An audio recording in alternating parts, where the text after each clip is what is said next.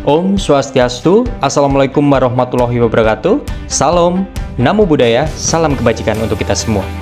Saya Ganesha Samanura, penyuluh agama Hindu ahli pertama, bagian dari keluarga besar Kantor Kementerian Agama Kota Bekasi.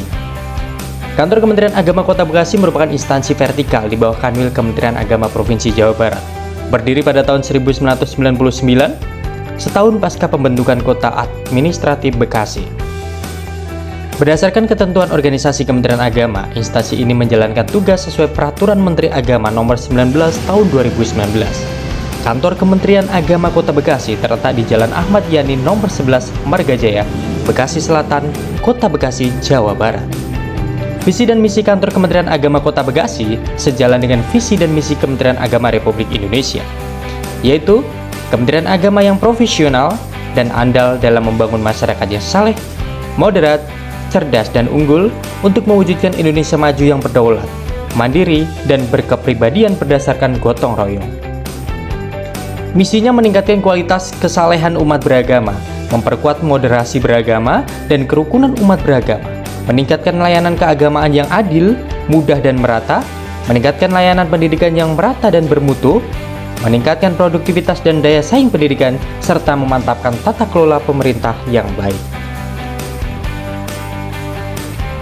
Struktur organisasi Kantor Kementerian Agama Kota Bekasi terdiri dari Kepala Kantor Kementerian Agama Kota Bekasi, Kepala Subbagian Tata Usaha, Kepala Seksi Pendidikan Madrasah, Kepala Seksi Pakis, Kepala Seksi Penyelenggara Haji dan Umroh, Kepala Seksi Penais Jawa, Kepala Seksi Urais dan Bisyar, penyelenggara Kristen, penyelenggara Katolik, dan juga penyelenggara Buddha. Sebagai penyuluh agama Hindu bukan hanya menjadi penceramah, tetapi juga pembina umat yang menjalankan penyuluhan secara struktur sesuai pedoman resmi yang sudah diatur dalam Brigjen Bimas Hindu nomor 25 tahun 2023. Setiap penyuluh wajib membina 6 kelompok sasaran setiap bulan. 3 jenis kelompok itu adalah 2 kelompok umum seperti kerama banjar atau warga desa adat, 2 kelompok khusus bisa berupa remaja, lansia, penyintas masalah sosial, komunitas rentan lainnya, 2 kelompok media sosial yang bisa dilakukan lewat konten digital seperti video, flyer, dan atau artikel keagamaan. Melalui kelompok sasaran inilah fungsi penyuluh dijalankan. Ada 5 fungsi penyuluh. Yang pertama, fungsi informatif, menyampaikan informasi program Kementerian Agama dan ajaran Weda yang relevan.